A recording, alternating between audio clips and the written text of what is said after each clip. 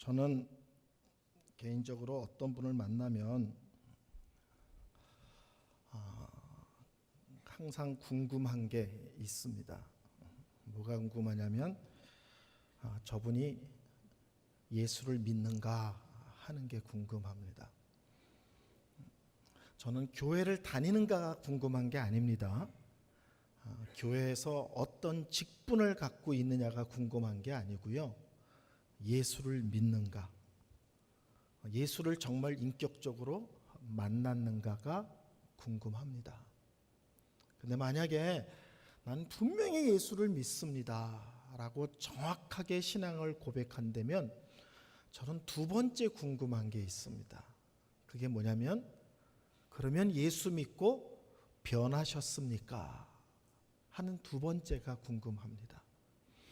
왜냐하면 성경에 보면 정말 예수를 만나고 정말 예수를 믿은 모든 사람들이 변했습니다. 근데도 놀랍게도 우리의 주위에는 예수를 믿는다고 하는데 안 변한 사람을 보는 것이 하나도 특이하지 않습니다.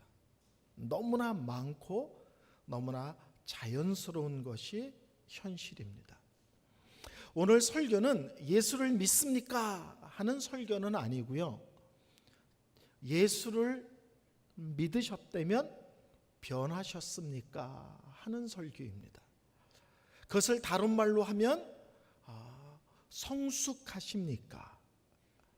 또 다른 말로 하면 영적으로 어른이십니까? 하는 거에 대한 말씀입니다. 성숙이 뭐냐라고 말하면 한두 마디로 이렇게 딱 정의 내리는 것이 쉽지는 않습니다. 그렇지만 오늘 에베소서 3장 7절부터 9절까지 요 말씀 안에서 정말 예수를 만난 성숙한 성도의 모습은 어떤 것인가를 오늘 본문 말씀을 통해 확인하도록 하겠습니다. 첫째, 성숙한 성도의 첫 번째 모습은 뭐냐면 자기 자신을 은혜로 설명합니다. 교회 안에 들어와서도 자신을 설명할 때 세상 것을 끌고 들어와서 내가 누군 줄 알아? 내가 세상에서 얼마나 잘 나가는 줄 알아? 세상에서 내가 얼마나 대단한 줄 알아? 자꾸 이것을 갖고 자신을 설명하려는 분들이 의외로 많습니다. 근데 정말 예수를 만난 사람은 자신을 뭐로 설명하냐면 은혜입니다. 나는 머리부터 발끝까지 나의 나됨은 전부 다 하나님의 은혜입니다를 고백하고 또 그렇게 살아가는 성도가 성숙한 성도입니다. 놀랍게도 교회 안에서 이 은혜의 임을 놓치면 어떤 모습으로 나타나냐면 교만함으로 나타납니다.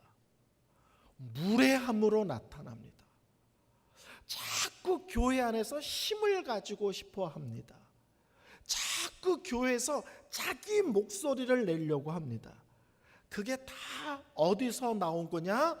자신의 자신됨이 은혜의 임을 놓쳤을 때 나타나는 현상들입니다. 저는 개인적으로 가장 크게 영향을 받은 분이 계신데 그분이 영국의 로이드 존즈라는 목사님이세요. 그분은 20세기에 전 세계에서 가장 설교를 잘하는 분이다 하는 평가를 받는 분입니다. 근데 그분 책에 이런 말이 써져 있어요. 그게 뭐냐면 교회 공예배 중에 한 번은 꼭 복음을 전해야 된다. 이런 강조가 있어요. 이 말의 의미를 잘 이해하셔야 돼요. 성경에 그렇게 써있다가 아니라 그 목사님의 목회 철학이에요. 그분의 목회 철학.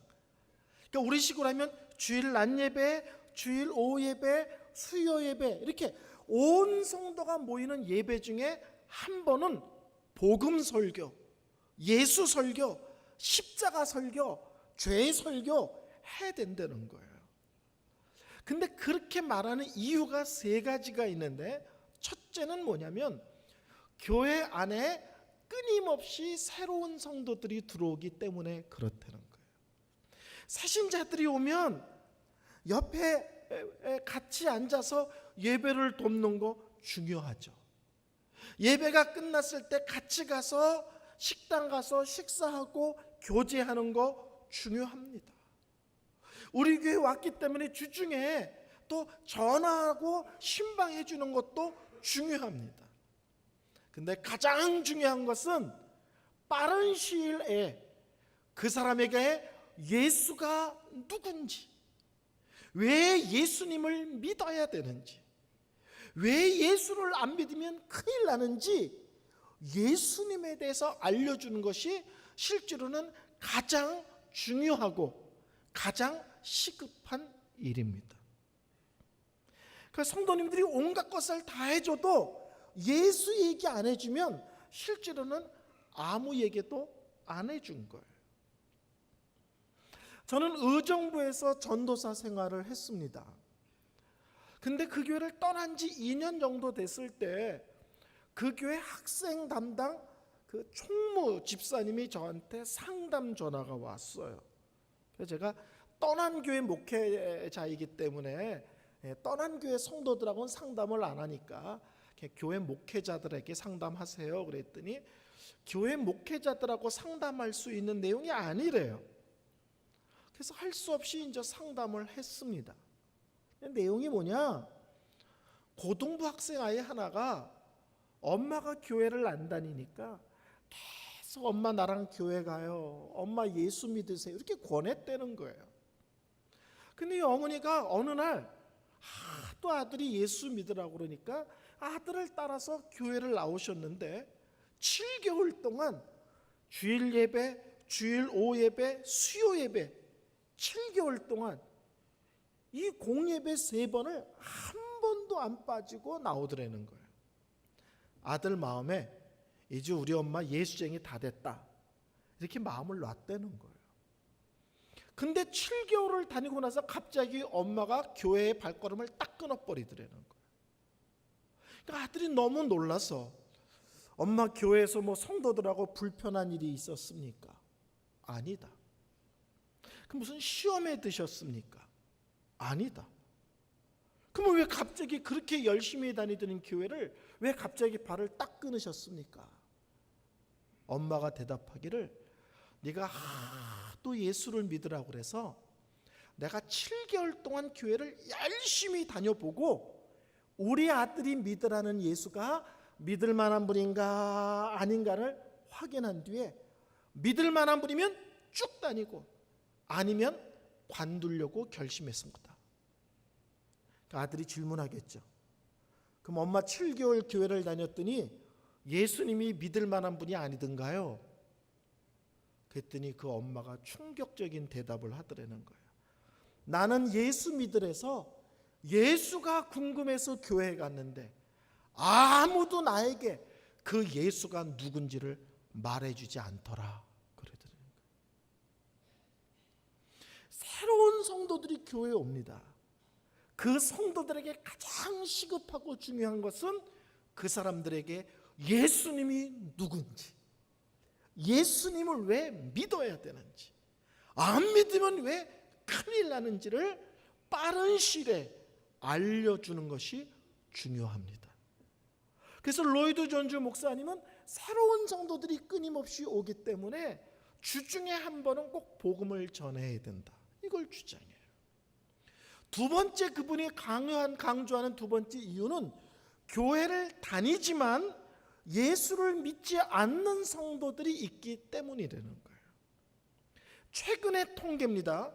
교회마다 조금씩 차이는 날 거예요. 근데 한국 전체의 최근 통계로는 교회를 다니지만 예수를 믿지 않는 성도가 한국의 평균 30%로 봅니다. 그러니까 여기 성도님이 100명이 앉아 있으면 약 33명은 교회를 아무리 오래 다녔든지 직분이 무엇이든지 예수 안 믿고 계시다는 거예요. 이게 한국의 통계입니다. 그 교회를 다니면서도 예수 안 믿는 분들이 계세요. 제가 미국에서 목회할 때요, 제자 훈련할 때 첫 시간에 예수 믿습니까? 라는 질문부터 시작하거든요. 근데 한 분이 정색을 하면서 그걸 왜 물어보냐는 거예요. 그래서 제가 너무 놀라서 목사가 묻는데 그걸 왜 묻냐고 또 물어봤어요. 그때 자기는 예수를 안 믿는다는 거예요. 너무 놀랐어요. 왜냐하면 그분이요, 예배에 빠진 적이 없어요. 11조헌금, 감사헌금, 선교헌금 다 하시는 분이에요. 그리고 교회 구준일일 때 빠지지 않고 와서 봉사하시는 분이에요. 누가 봐도 1등 성도인데 예수를 안 믿는다는 거예요. 제가 깜짝 놀랐어요. 아니, 예수를 안 믿는데 이렇게 열심히셨습니까? 그랬더니 자기는 교회가 좋고 교회 성도들이 좋아서 열심히 내는 거라는 거예요.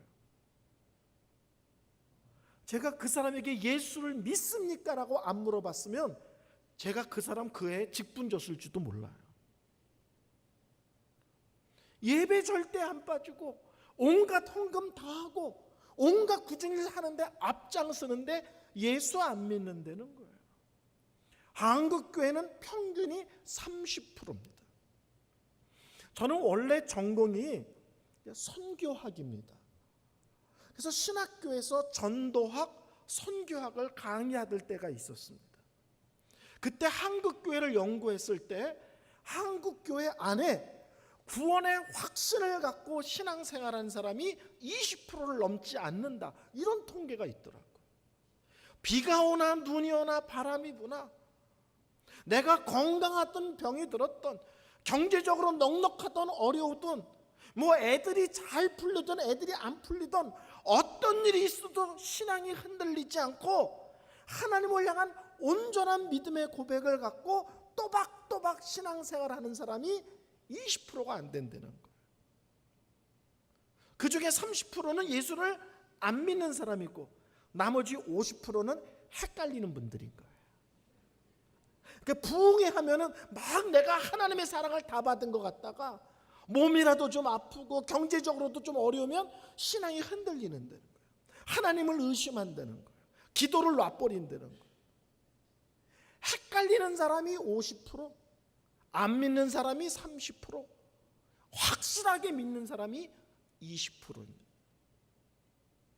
그래서 우리는 밖에 나가서 열심히 예수를 전하지만 놀랍게도 교회 안에 예수를 안 믿거나 믿지만은 정확하게 신앙이 견고하게 서 있지 않은 사람들이 너무 많기 때문에 끊임없이 십자가 설교를 해야 된다는 거예요. 몇 년 전에 저희 병원에서 부산 목사님들을 향한 설교 세미나를 했습니다. 한 400분, 500분 목사님들이 오셨어요. 강의가 끝나고 저희 병원의 어른과 함께 그 강사 목사님과 식사를 했어요. 그분은 누구 하면 다 알 정도로 유명한 분입니다. 그분이 뭐라고 말하냐면 자기가 최근에 강남의 한 교회에 부흥회를 갔다는 거예요. 성도가 몇만 명 되는 교회인데 어느 교회인지 묻지는 말라는 거예요. 근데 하루는 저녁에 목사님이 집사님 한 분을 모시고 왔는데 그분이 강사 목사님 그날 저녁 식사 대접할 분이래요. 근데 강사 목사님에게 그 집사님을 뭐라고 소개하냐면 우리 교회의 1등 성도입니다, 이렇게 소개를 하더라는 거예요. 근데 한 단계 더 나가서 뭐라고 말을 하냐면 우리 교회에서 1등이면 한국에서 1등 아닙니까? 또 이러더라는 거예요. 강남에 몇만 명 모이는 교회 성도 중에 1등 성도, 그럼 한국에서 1등 아니겠는가? 목사님이 잠깐 자리를 빈 사이에 그 집사님이 강사 목사님에게 집회 기간 중에 잠깐만 시간을 내서 자기랑 단둘이 상담을 좀 해달라는데 너무 절박하게 부탁을 하더라는 거예요. 그래서 하루 시간 내서 잠깐 만났는데 그분의 고민이 뭐냐면 목사님, 제가 헌금도 많이 하고요, 봉사도 많이 하고요, 하여튼 교회에 뭐가 있다면 아낌없이 다 냈는데 자기 마음 깊은 곳에 불안함이 있다는 거예요. 그게 뭡니까? 그랬더니요, 근데 죽었는데 천국이 없으면 어떻게 하죠? 그러더라는 거예요. 이렇게 헌신하고 충성했는데 죽었더니 천국이 없어. 억울해서 어떻게 하죠? 몇만 명 되는 교회에 1등 성도라고 성도들과 사람과 목회자 눈에 보이는 사람이 정작 천국과 지옥도 아직 정리가 안 돼 있는 사람이었다는 사실입니다. 그래서 저는 교회를 다닙니까? 이렇게 물어보지 않아요. 몇 년 다니셨습니까? 이렇게 물어보지 않아요. 직분이 뭡니까? 이렇게 물어보지 않아요. 예수를 만나셨습니까? 정말 예수님을 인격적으로 믿고 고백하십니까? 세 번째, 로이드 존즈 목사님이 교회 속에서 끊임없이 복음이 증거되어야 될 이유는 뭐냐면 예수를 믿었는데 신앙생활을 오래 한 분들 때문에 그렇다는 거예요. 예수를 믿었고 신앙생활을 오래 했는데 왜 십자가 설교를 계속 들어야 되느냐? 예수를 믿고 시간이 오래 지나면 내가 이 자리에 앉아 있는 것을 당연시 여긴다는 거예요. 무슨 말씀인지 아시죠? 내가 구원받았을 때는 감격했고 감사했고 찬양했는데 10년, 20년, 30년이 지나면 어떻게 되냐면 내가 구원받은 게 당연한 거야. 내가 오늘 예배의 자리에 앉아 있는 게 특별한 게 아니야. 당연한 거야. 교회에서 직분을 주고 내가 그 직분을 갖고 있는 게 당연한 거야. 도리어 그 직분을 교회에서 나한테 주지 않으면 그것은 틀린 거고 옳은 게 아니라고 생각한다는 거예요. 성도님들, 요 근래 나 같은 죄인이 구원받아서 하나님의 자녀가 되었다는 사실이 예수 믿은 지 10년, 20년, 30년 됐는데도 불구하고 여전히 여러분 속에 감사고 감격이고 뜨거운 눈물이십니까?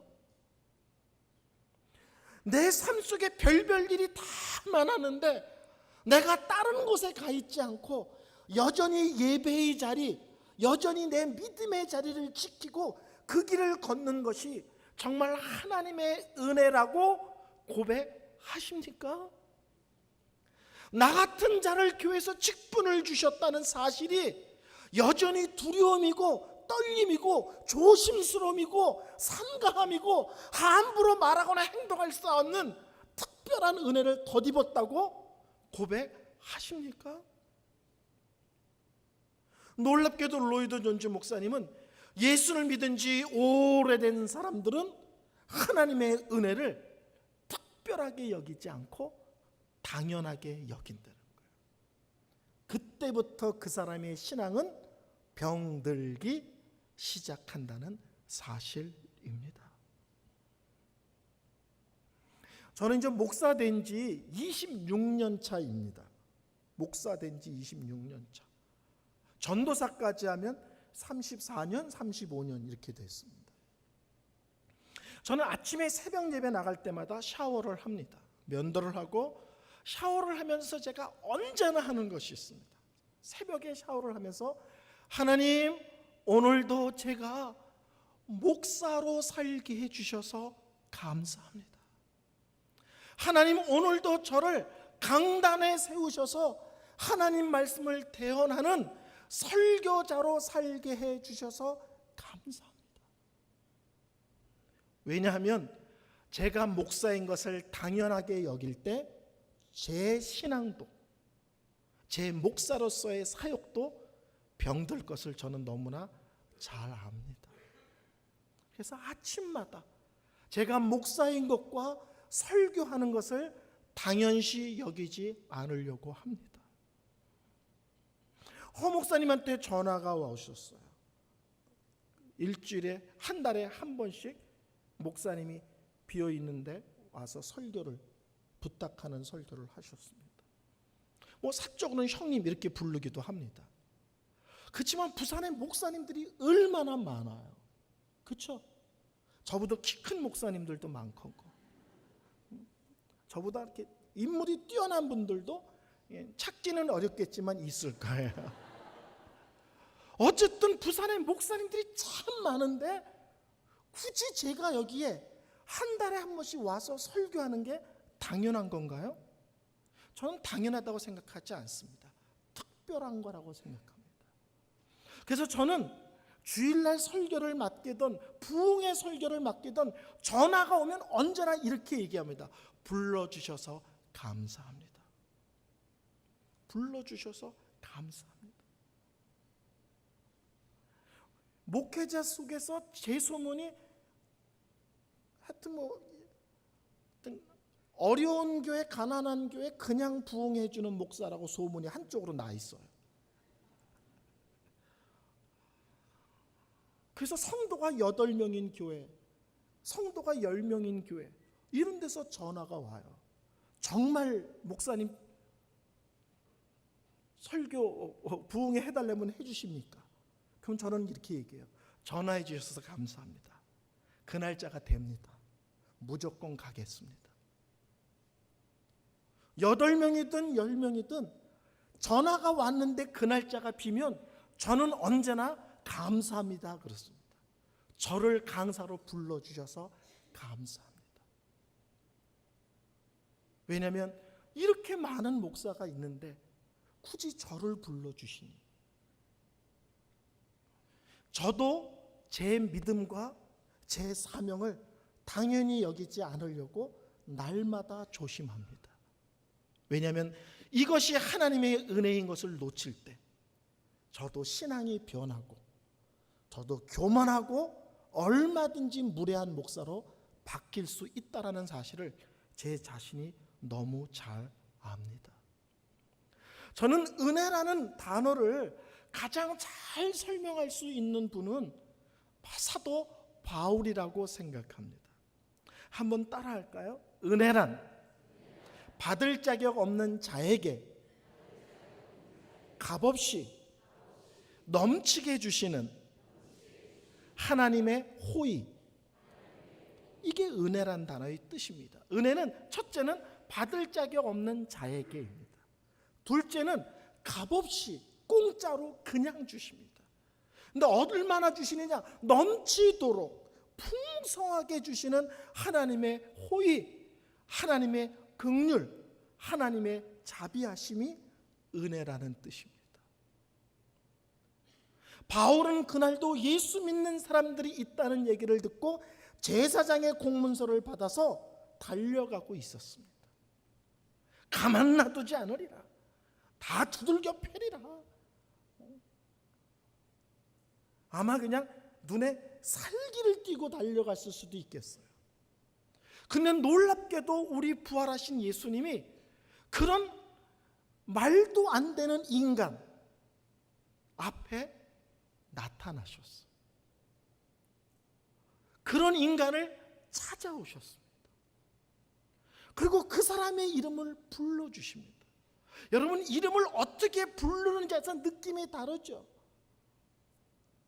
아내를 야 이렇게 부르는 분도 계시잖아요.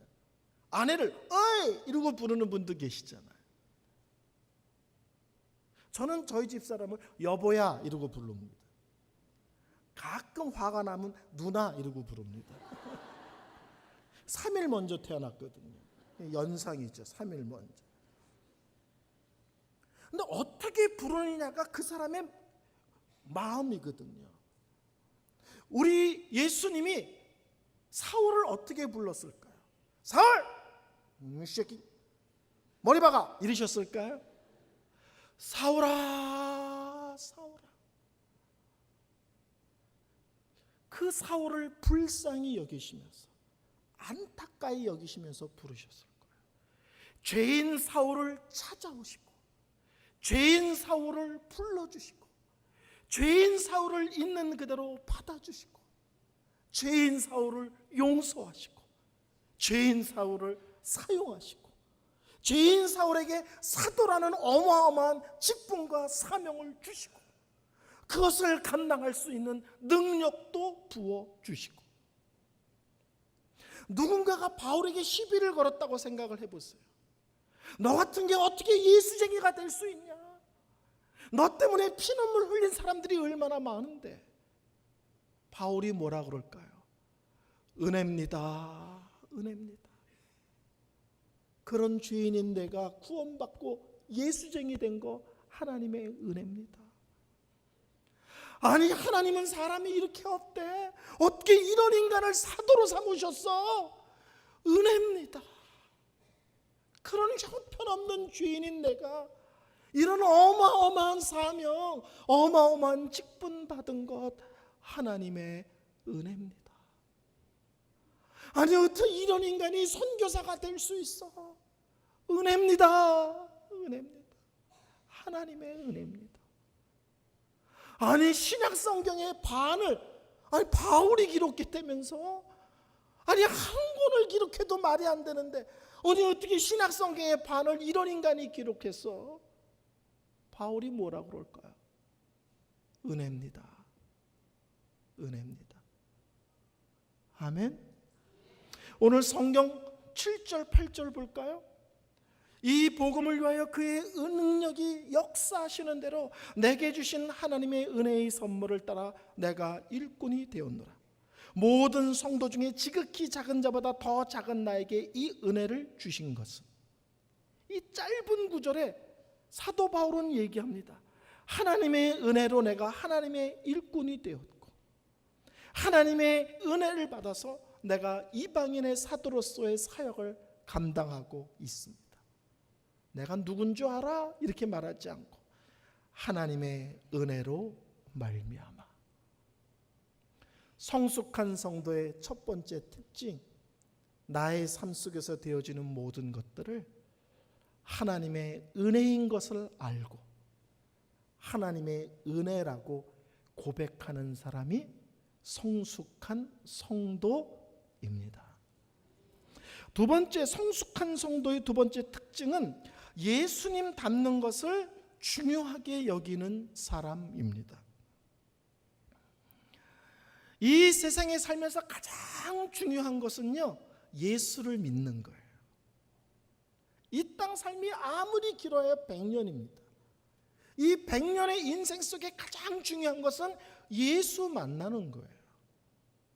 그러면 예수를 이미 만난 사람, 믿은 사람에게 있어서 가장 중요한 것은 뭐냐면 예수님을 닮아가는 것입니다. 아멘.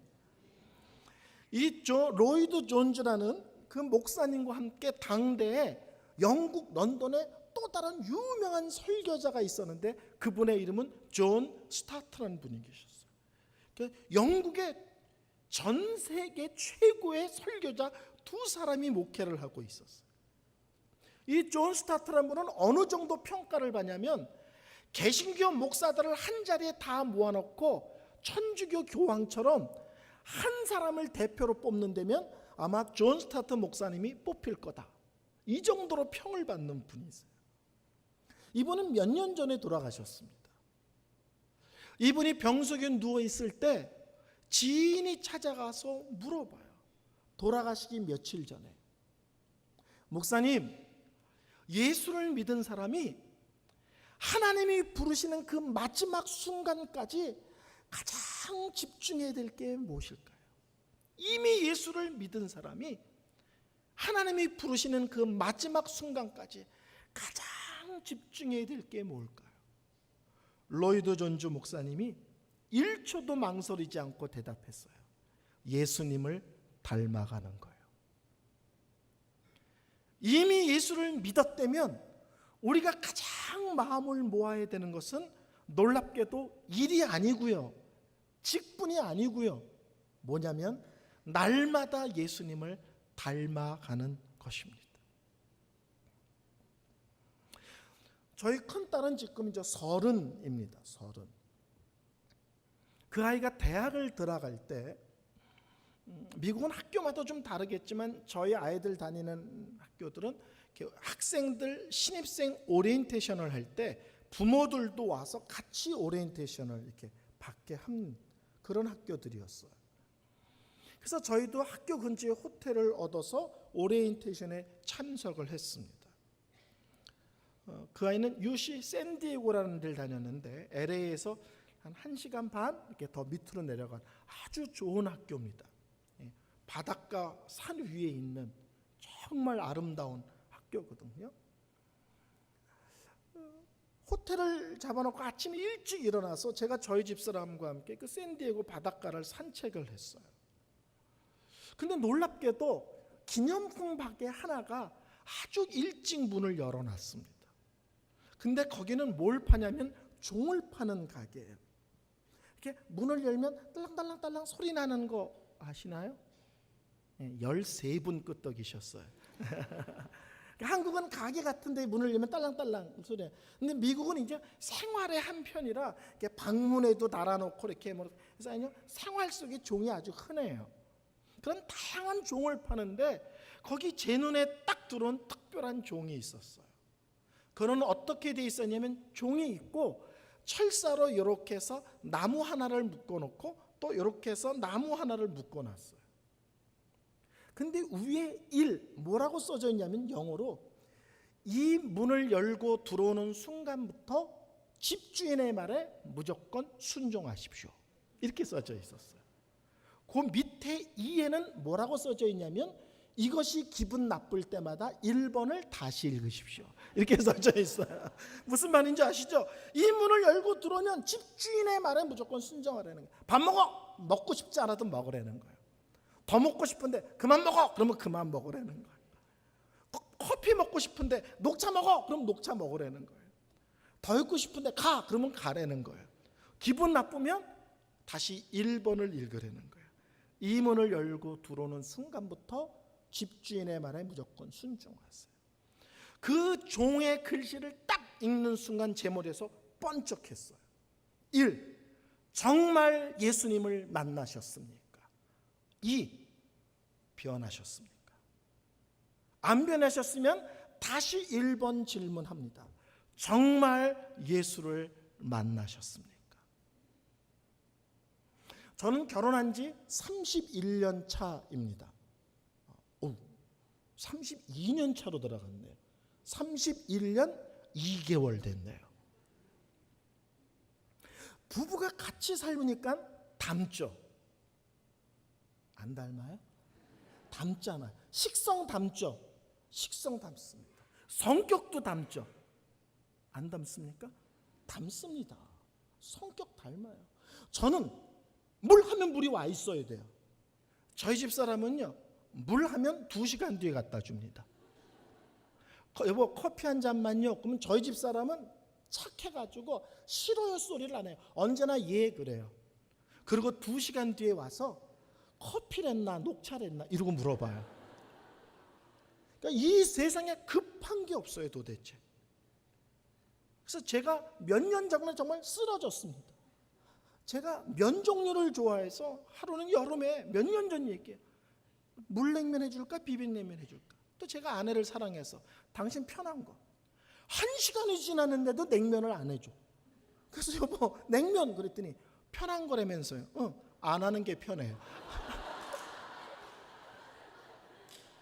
그래서 제가 저희 아이들한테 유언을 미리 해놨어요. 아빠가 건강에 이상이 없는데 갑자기 심장마비로 죽었다는 연락을 받으면 니네 엄마랑 대화하다 쓰러진 거다. 저희 집 사람은 사람들이 천사냐고 그래요. 착해요. 싫어요. 아내의 소리가 없어요. 무조건 예예요. 근데 특징은 느려요. 저는 화가 나면 저희 집 사람은 화가 하나도 안 나요. 한 2, 3일 지나고 나서 물어봐요. 그때 왜 화났냐고. 저는 왜 화난지도 잊어버려요. 저희 집에 부부싸움이 없는 이유는 저희가 좋아서가 아니라 성격이 완전히 달라서 한쪽은 불이 나는데 한쪽은 아무 느낌 없고 한쪽은 화난 걸 잊어버렸는데 그 사람은 이제 와서 왜 싸웠냐고 물어보니까 싸움이 안 되는 거예요. 근데요 30년 넘게 사니까 점점 닮아가요.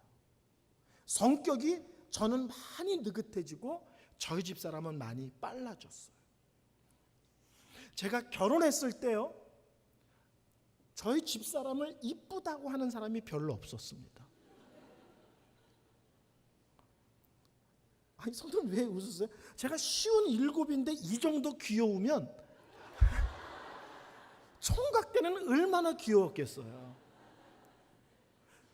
저희 집 사람을 이쁘다고 하는 사람이 없었어요. 근데 요새는 어디 가면 사모님이 왜 이렇게 이쁘냐는 거예요.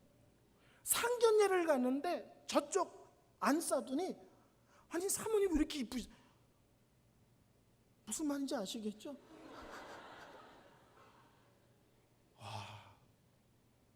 빤듯한 남자랑 30년 넘게 사니까 인물도 닮아요. 여자분들이 외모에 대해서 예민할 필요 없구나. 빤듯한 남자랑 살면 인물이 흘러가요. 그래서 어디 가면 이쁘다는 소리, 어디 가면 남매냐는 소리도 한동안 들었어요. 너무 느낌이 비슷하다고. 무슨 말씀인지 아시겠어요? 사람도 같이 삶으면 닮아요. 예수를 믿는다는 것은 예수님을 마음에 모시는 거고요. 예수님을 믿는다는 것은 예수님과 동행하는 거예요. 예수를 10년 믿었으면 10년 모시고 산 거고 10년 동행하신 거예요. 20년 믿으셨으면 예수님을 20년 마음에 모시고 20년 예수님과 동행하신 거예요. 근데 예수를 믿은 지 20년이 되고 30년이 되는데 아직도 뾰족하다. 아직도 거칠다. 아직도 무례하다. 아직도 교만하다. 아직도 눈에서 레이저가 나온다. 그럼 대체 누구랑 산 거예요? 그 긴 세월을. 사람이 사람과 살아도 닮는데 예수님과 그 오랜 세월을 함께 하셨는데 왜 예수님을 닮은 흔적들이 없으시냐는 거죠. 저는 진지하게 집에 가서 혼자 방문을 잠그고 깊이 자신을 점검해 보세요. 나는 정말 예수를 만났나? 아무리 생각해도 만났어요. 근데 왜 이렇게 안 다듬어졌나? 나는 왜 이렇게 잘 안 변하나? 영적으로 자신을 방치한 거예요. 학교 한 번도 안 빠지는 학생들이 있죠. 지각도 안 해. 수업 시간에 잠자는 것도 아니야. 그렇죠? 근데 공부를 뒤지게 못해. 그런 부모들이 있죠. 우리 애들은 텔레비도 안 보고요, 컴퓨터도 안 하고요, 나쁜 친구랑도 안 사귀고요. 근데 왜 공부를 못하는지 모르겠대. 당연하죠. 공부도 안 하거든요. 교회 생활을 열심히 하신 거예요. 그건 교회 생활을 열심히 한 거예요. 교회 와서 일을 열심히 한 거예요. 예수를 열심히 믿으신 게 아니에요. 교회 성도들하고 재밌던 거고, 교회 일이 신났던 거고, 교회 행사만 나면 에너지가 넘치셨던 거예요.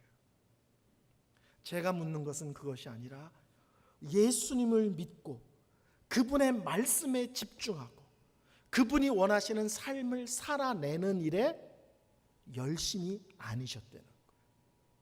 학교로 따지면 공부하는 것 빼곤 다 열심히 내신 거예요.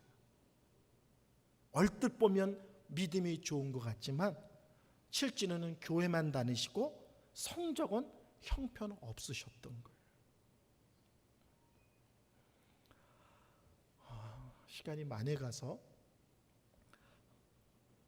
저는 마지막 날 우리가 하나님 앞에 섰을 때 하나님이 이렇게 물어보지 않을 것 같아요. 너 방언할 줄 알아? 이런 거 안 물어볼 것 같아요.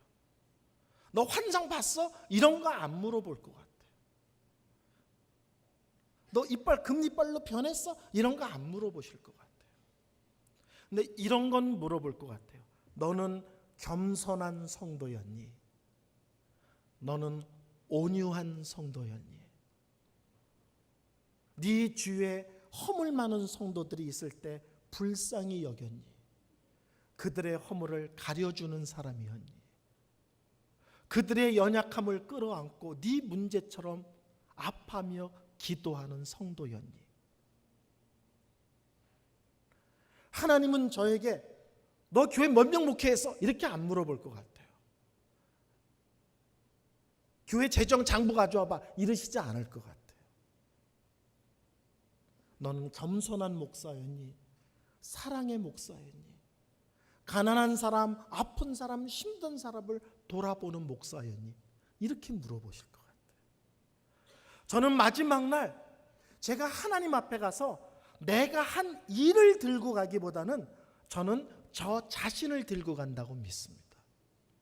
그리고 하나님 앞에 네가 무슨 일을 했느냐 이전에 너는 어떤 성도였니?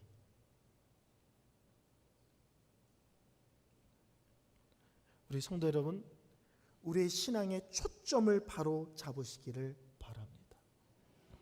교회를 오래 다닌 분들은 이런 설교는 여러 번 들으셨을 거예요. 사도 바울의 신앙 고백이 시간이 지나면서 점점 다듬어지고 깊어진다. 고린도전서 15장 9절에 보면 사도 중에 가장 작은 자 이렇게 표현을 해요. 자기는 사도들 중에서 가장 작은 자래요. 근데 좀 시간이 지나서 에베소서 3장 8절에는 이렇게 말합니다. 모든 성도 중에 지극히 작은 자. 사도들과 비교해서 나는 부족해요. 그러던 바울이 시간이 지나니까 성도들과 비교해도 나는 부족해요.